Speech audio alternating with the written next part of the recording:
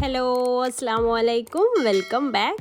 ഇന്നത്തെ നമ്മുടെ video perfect ആയിട്ട് എങ്ങനെ ചോക്കോ വെൽവെറ്റ് കേക്ക് ഉണ്ടാക്കിയെടുക്കാൻ നോക്കാം. ഇപ്പോഴത്തെ ട്രെൻഡിങ് ആയിട്ടുള്ളൊരു കേക്കാണ് ചോക്കോ വെൽവെറ്റ് കേക്ക്. ചോക്ലേറ്റിൻ്റെയും അതുപോലെ തന്നെ റെഡ് വെൽവെറ്റിൻ്റെയും ഒരു മിക്സാണ് ഈ ഒരു കേക്ക് എന്ന് പറയുന്നത്.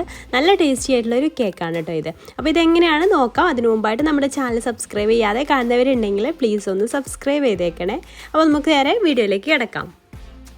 അപ്പോൾ അതിന് വേണ്ടിയിട്ട് ഞാനിവിടെ 7 ഇഞ്ചിൻ്റെ മോൾഡാണ് എടുത്തിട്ടുള്ളത്. 8 ഇഞ്ചിൻ്റേത് എടുക്കാം. പക്ഷേ എന്താ വെച്ചാൽ നമുക്ക് 2 ലെയേഴ്സായിട്ട് കട്ട് ചെയ്യുമ്പോൾ തീരെ തിന്നായിട്ടുള്ള ലെയേഴ്സായിട്ട് നമുക്ക് കിട്ടുക. അതുകൊണ്ട് തന്നെ ഞാൻ 7 ഇഞ്ചിൻ്റെ മോൾഡായിട്ടാണ് എടുത്തിട്ടുള്ളത്. അപ്പോൾ 2 കേക്ക് അഥവാ ചോക്ലേറ്റ് സ്പോഞ്ച് കേക്കും അതുപോലെ തന്നെ റെഡ് വെൽവെറ്റിൻ്റെ സ്പോഞ്ച് കേക്കും രണ്ടും നമുക്ക് 1/2 kg ബാറ്റർ വെച്ചിട്ട് ഉണ്ടാക്കിയെടുക്കണം ആദ്യം തന്നെ. അപ്പോൾ ആദ്യം ഞാൻ ചോക്ലേറ്റ് സ്പോഞ്ച് കേക്ക് ഉണ്ടാക്കാനുള്ള കാര്യങ്ങൾ ചെയ്തെടുക്കുകയാണ്.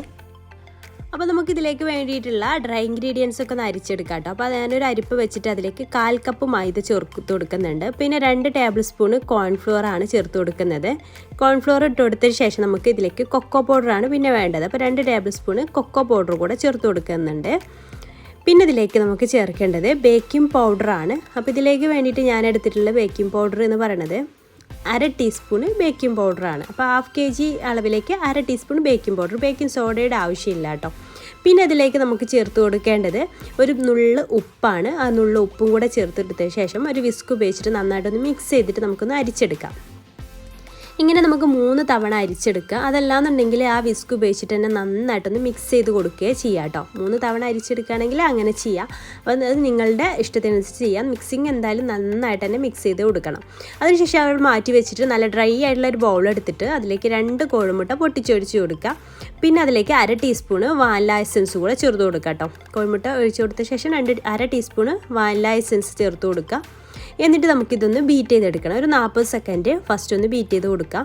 അതിനുശേഷം നമുക്കതിലേക്ക് 1/4 കപ്പ് പ്ലസ് 2 ടേബിൾ സ്പൂണ് പഞ്ചസാര ചേർത്തിട്ട് ഇങ്ങനെ കുറേശ്ശെ ആയിട്ട് ഇട്ട് കൊടുത്തിട്ട് ബീറ്റ് ചെയ്തെടുക്കാം. പഞ്ചസാര നന്നായിട്ട് മെൽട്ടാവുന്ന വരെ ബീറ്റ് ചെയ്തെടുക്കണം കേട്ടോ.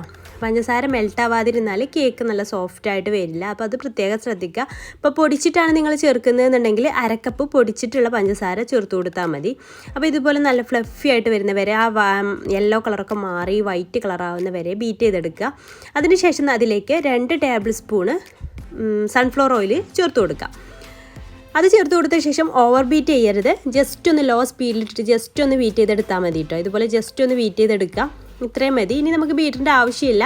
ഇനി നമുക്ക് ഡ്രൈ ഇൻഗ്രീഡിയൻസ് ഒക്കെ കുറേശ്ശെ ഇട്ടിട്ട് ഒരു സ്പാച്ചിൽ ഉപയോഗിച്ചിട്ട് ഇങ്ങനെ ഫോൾഡ് ചെയ്തെടുക്കുക. മെല്ലെ ഫോൾഡ് ചെയ്തെടുത്താൽ മതി. ഇതുപോലെ മെല്ലെ ഫോൾഡ് ചെയ്തെടുക്കുക.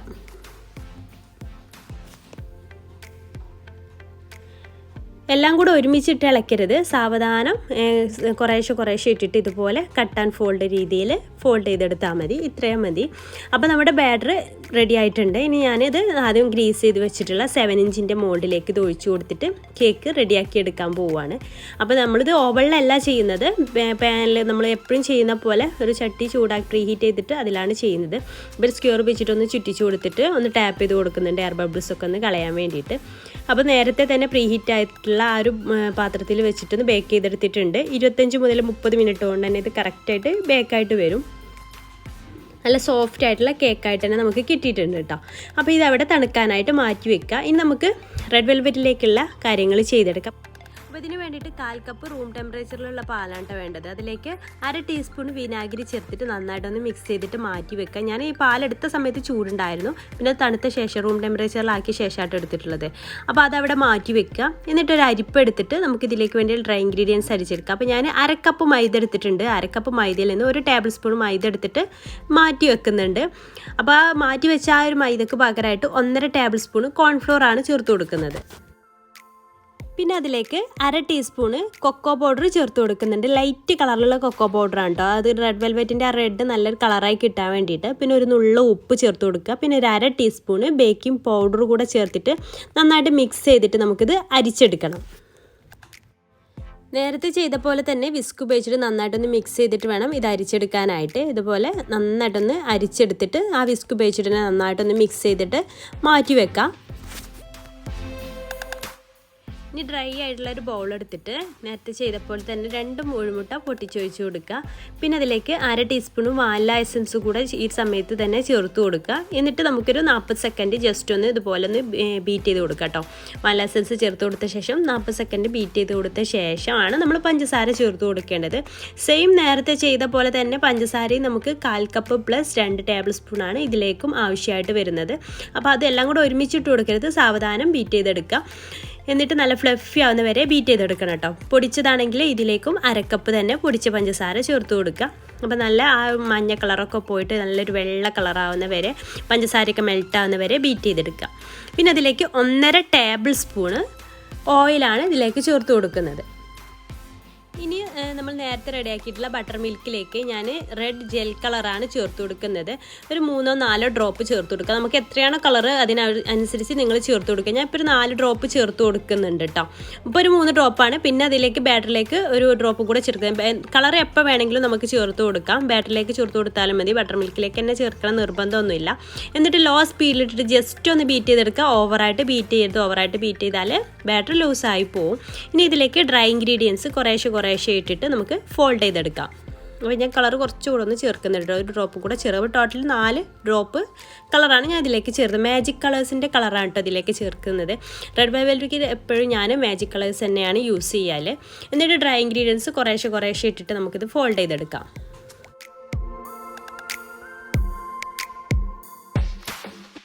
അപ്പോൾ ഈ ഒരു ബാറ്ററും സെയിം മോൾഡിലേക്ക് തന്നെയാണ് ഒഴിച്ചു കൊടുത്തിട്ടുള്ളത്. കഴുകിയിട്ടൊന്നുമില്ല കേട്ടോ, അതിൻ്റെ ബട്ടർ പേപ്പർ മാത്രം മാറ്റിയിട്ടുള്ളൂ. എന്നിട്ട് ഒന്ന് സ്ക്യൂർ വെച്ചിട്ട് ചുറ്റിച്ചു കൊടുത്ത ശേഷം ടാപ്പ് ചെയ്തിട്ട് നേരത്തെ ചെയ്ത പോലെ തന്നെ ബേക്ക് ചെയ്യാനായിട്ട് വെച്ചിട്ടുണ്ട്. ഇതും അതുപോലെ തന്നെ 25-30 മിനിറ്റിനുള്ളിൽ തന്നെ ബേക്ക് ആക്കിയിട്ടുള്ളൂ. ലോ ടു മീഡിയം ഫ്ലെയിമിലിട്ടിട്ട് വേണം ബേക്ക് ചെയ്തെടുക്കാനായിട്ട്. ഫസ്റ്റത്തെ 2 മിനിറ്റ് ഹൈ ഫ്ലെയിമിൽ ഇട്ടോളൂ കേട്ടോ. ചോക്ലേറ്റ് സ്പോഞ്ചൊക്കെ നല്ല സോഫ്റ്റ് ആയിട്ട് കിട്ടിയിട്ടുണ്ട്, നല്ല സോഫ്റ്റ് കേക്കാണ്. പക്ഷേ ഇതിന് കളർ കുറച്ച് കുറവായിരുന്നു കേട്ടോ. ഇതിൻ്റെ ആ ഒരു കൊക്കോ പൊട്ടണം, അതാണ് കളർ വല്ലാണ്ട് ഇല്ലാത്തത്. പിന്നെ അതുപോലെ തന്നെ നമ്മുടെ ചോക്ലേറ്റ് സ്പോഞ്ചും റെഡി ആയിട്ടുണ്ട്. തണുത്തതിന് ശേഷം നമുക്ക് രണ്ടും ലെയർ ഐസായിട്ട് ഒന്ന് കട്ട് ചെയ്തിട്ട് നമുക്ക് ഐസിങ് ചെയ്തെടുക്കാം. അപ്പോൾ ഞാനിത് തണുത്ത ശേഷം ഒന്ന് ഡിമോൾഡ് ചെയ്തെടുക്കുന്നുണ്ട് കേട്ടോ.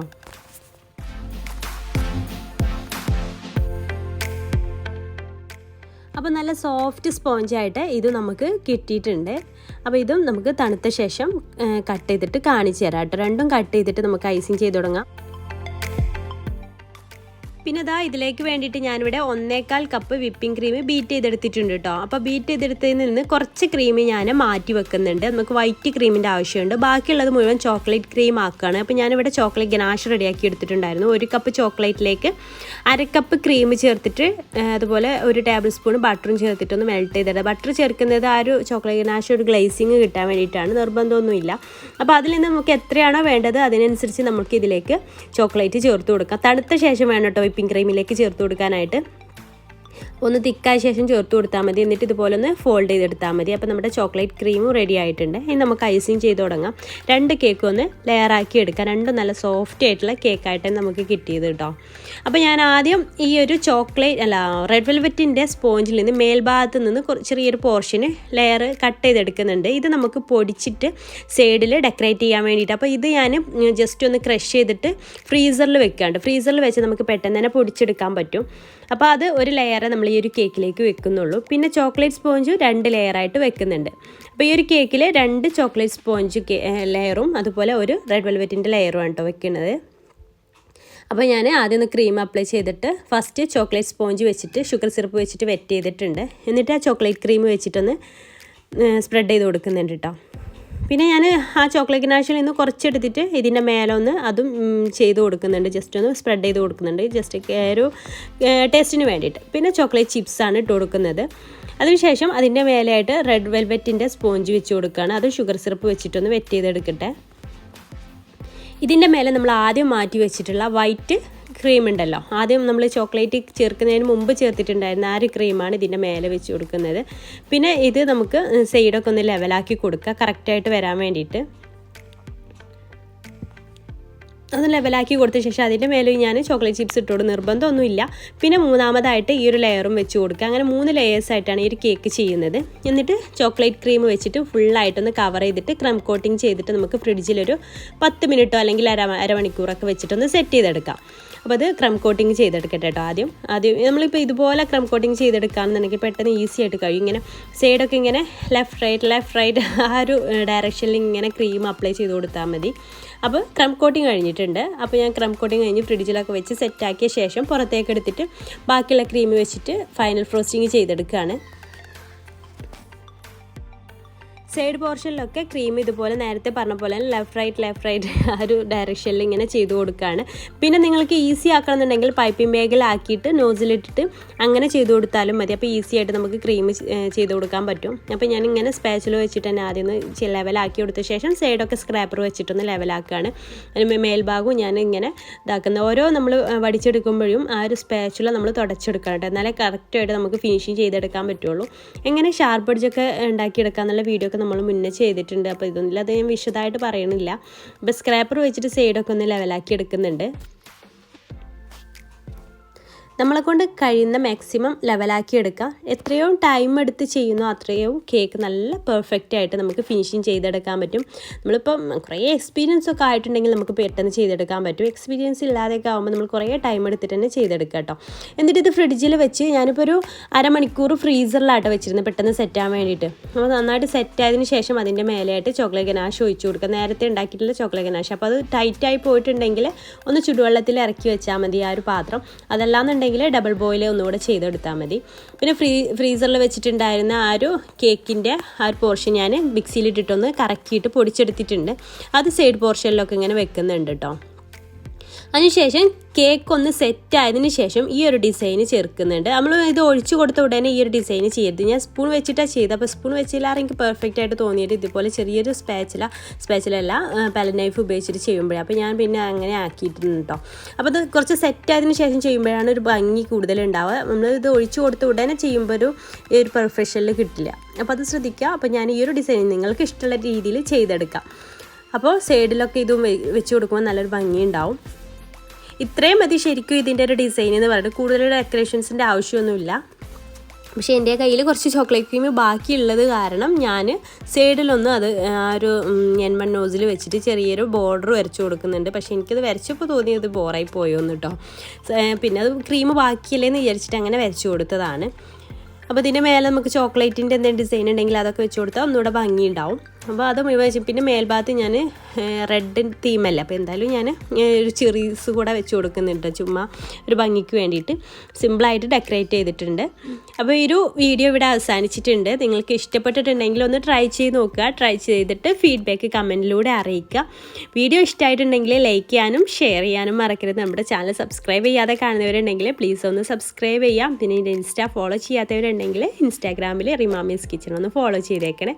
അപ്പോൾ ഇൻഷാല്ലാ പുതിയൊരു നല്ലൊരു വീഡിയോ ആയിട്ട് നമുക്ക് കാണാം. Thank you.